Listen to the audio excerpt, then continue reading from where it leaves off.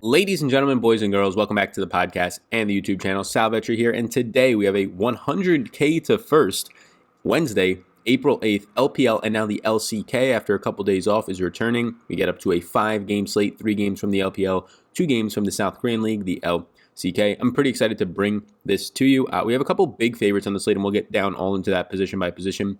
EU Masters, the European Masters League of Legends League was rolled out as well. I'm going to have, if there's huge prize pools, the first one's today, not so huge. If there's huge prize pools, I'll have some video content on that. Otherwise, going to be getting models together and shooting them over on Patreon. So if you're interested in that, you can check it out. Patreon, I have a ton of stuff available over there, projections, rankings, all that stuff for all the different esports that are currently going on, from Rocket League, CSGO, and to League of Legends. So appreciate you all being here. If you hit the subscribe button, I greatly appreciate that. We go position by position here, but this is a sport where you really want to focus on stacking and team stacking. If you're playing just individual players at a bunch of different positions, maybe you're backwards falling into a stack, but if you're not stacking and if you don't understand what that is, well, you could ask me and I could tell you a little bit more about it, but you want to be team stacking winning teams. And before we get into it, you can see above my head the little logo. That is Monkey Knife Fight. They're sponsoring this video and podcast. Appreciate them. And if you deposit right now, if you deposit special offer, $10 on their site, up to $50, they give you a 100% match, right? So if you use the link down below or promo code SALFREE, SALFREE, if you deposit $10 on their site, they will give you 10 free as well. So you have a $20 credit in there for putting 10 in. And I'll also throw in the League of Legends course that I made over the past week. I'm still adding things to it, but for the most part, the bulk of it is in there. So I made a League of Legends course starting from the basics of what is League of Legends, the sport, getting to the DFS side, getting into using optimizers and all the rules, ownership, all that stuff. So if you're interested in that, it's a $30 value. I'm going to do it totally free if indeed you sign up to Monkey Knife Fight. So if you're interested in the course at all and you want to get the course for free and upon a $10 deposit to Monkey Knife Fight, that will be the first thing linked below in this description of the podcast and YouTube video. If you have any questions about that, feel free to reach out via Twitter at SalVetriDFS. So let's start out the video with our top lane. So top lane, the biggest favorite here is going to be Gen Esports against APK. They're a minus 1250 favorite as of right now. They have a 74% win rate on the season. After that, you're going to get Damwon Gaming as a minus 526 favorite. And then after that, you're going to have Top Esports as a minus 345 favorite. Those are your 3 biggest favorites on this 5-game slate, starting with the top lane section of this. So at the top of it, yeah, you're going to have some pretty nice options from Top Esports, Damwon Gaming, 2 of the 3 biggest favorites in the slate. Each of them from 369 and Nuguri are going to average 3.2 kills per contest. You're going to get the 2 players with the most damage percentage at top lane on the slate, and they're also decently priced. Like you get to the 7K range, it starts to become an expensive top laner. So I think it's an okay spot to get to them.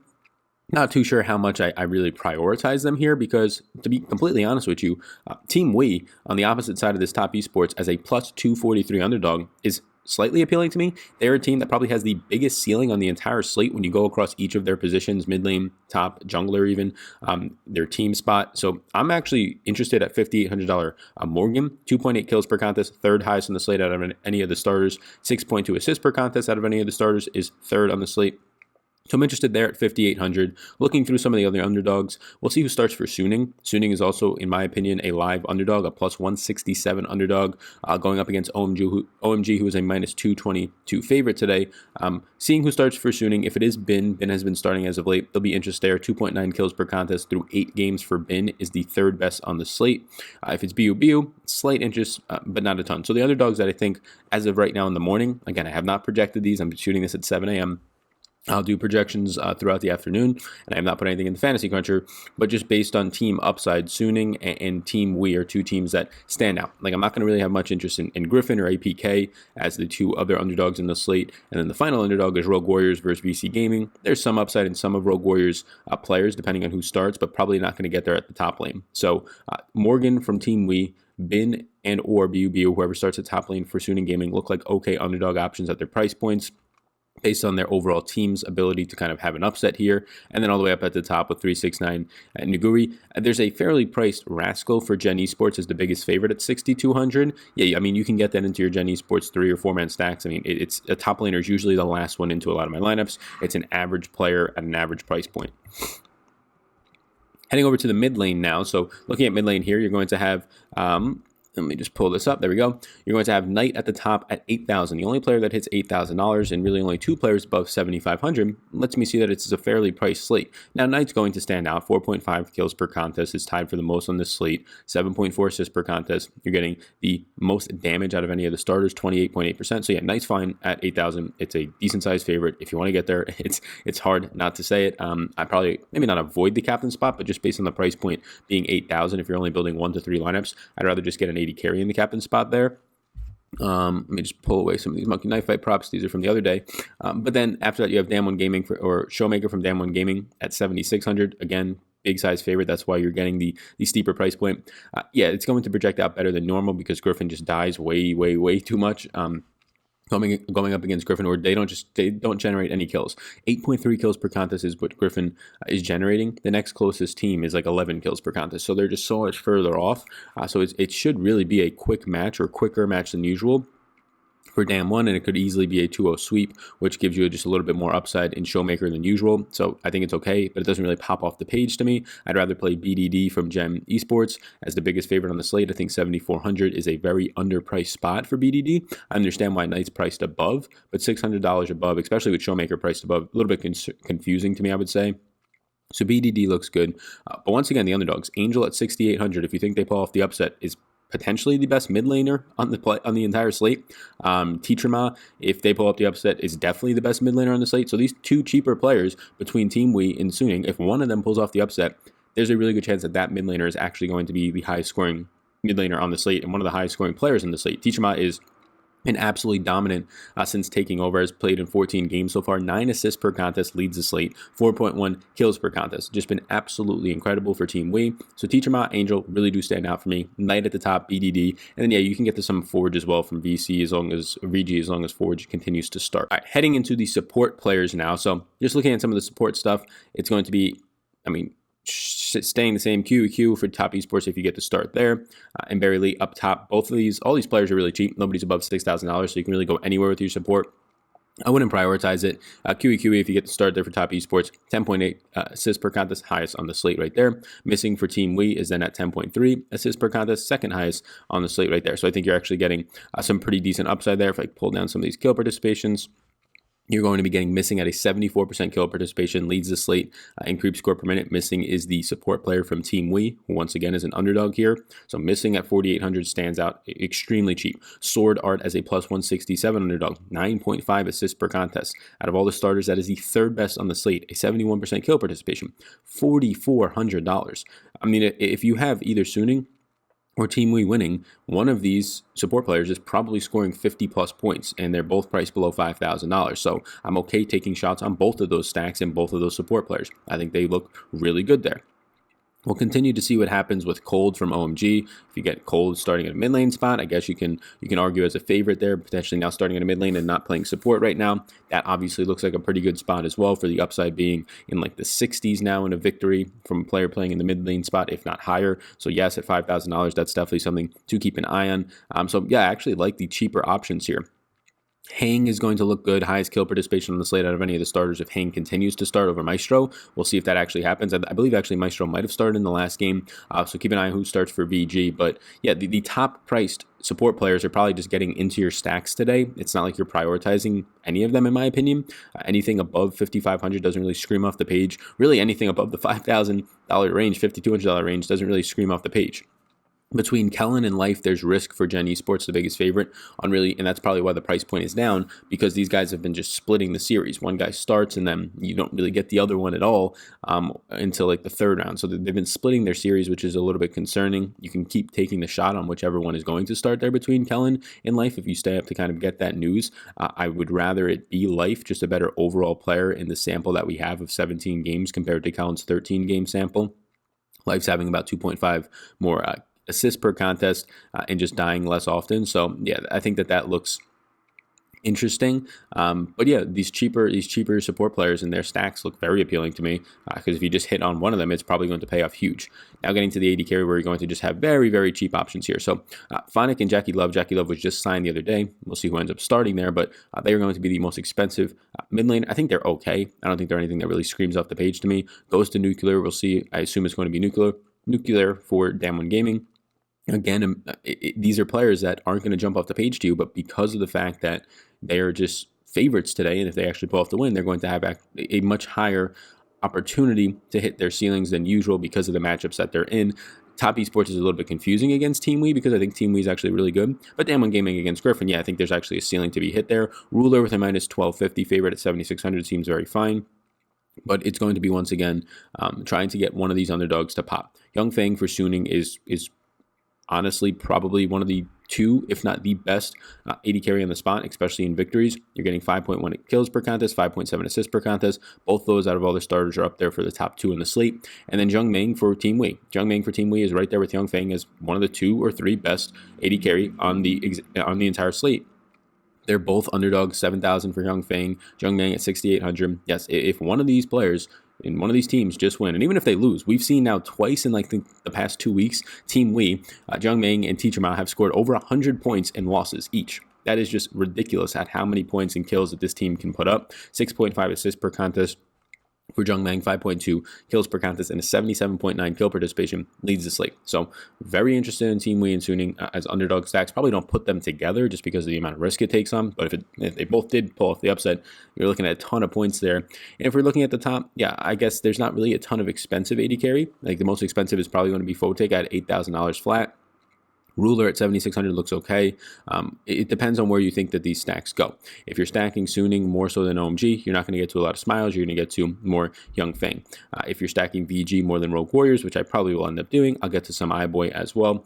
I think that this is a really good slate to be putting in guys like Jung Meng, like Young Fang into your captain spot because they're just so cheap with the opportunity to easily score the most points on the slate, and then you could easily fit in another AD carry, and you're probably not worrying about money if you have a $6,800 Jung Meng in your captain spot. Obviously, if he loses, you're not winning, but if you get the victory, could be scoring 120 points as we've seen like frequently over the past couple of weeks. So yeah, I think that the slate for me right now, that's probably the way that I go. Now, you're not going to get projections that say, oh, okay, these 2 underdogs are going to win. No, that's not going to be the case. So what you have to do in your optimizer of choice is increase the randomness. You can increase the exposures in your team stacks, obviously, give more exposure to those underdogs than some of the others. You can give more exposure to Team Wei and Suning than the actual teams they're facing if you really wanted to get a little bit different there. You can give higher randomness to your AD carry spot so that you get a little bit more of these guys to pop in your captain spots, thus creating more stacks there for you. Jungler here. So jungler is usually pretty straightforward for me in terms of how I get to junglers. Let me just do this. Junglers are not players that I really, they're like the 3rd player that I try and get to. So normally not somebody I'm prioritizing around. They'll be the 3rd player behind AD carry and mid laner in that order that I'll try and get into the captain spot. And so usually if they're really expensive, like Karsa today for top esports, I'm not going to I assume I'm not going to get there as much outside of just the stacks that are going to be TES top esports 4-man stacks, but probably not going to get there a ton. I think Clyde looks okay, but you're just not getting a ton of popping players at the top end. Karsa is a very good player, kills, assists, all that check out, but you're paying the price for it. But then there's sort of this dead range of very average to bad players, pretty much between the 6,500 range to Clyde at 7,200. Now, Clyde's a big favorite, can pick up a lot of points. That looks fine. But once you get, once again, below 6,500, you actually have good players. You have Bei Sheng from Team Wei. You have SFM from SN. You have Haro, if Haro was to start for Rogue Warriors here. So you have a lot better junglers just skill set wise, but they're underdogs today on the bottom end. So once again, it's like a broken record today, but I do think Bei Sheng from Team Wei at 6,400 is a strong price point if you're stacking there. SFM, $6,000 flat is a fantastic price point for the player that actually leads the slate in assists for junglers. The player who... right now, out of all the starters and consistent starters, leads the slate in kills, and is second on the slate, and third actually on the slate in total assists is Bei Sheng. And both of these players are below 6,500 because they're underdogs.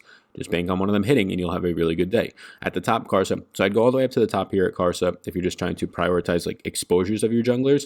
Clyde is okay. Then there's just a dead mid-range of just Canyon, AX, Hacker. None of them really stand out, and then the bottom range does stand out quite a bit, mainly Bei Sheng and SFM.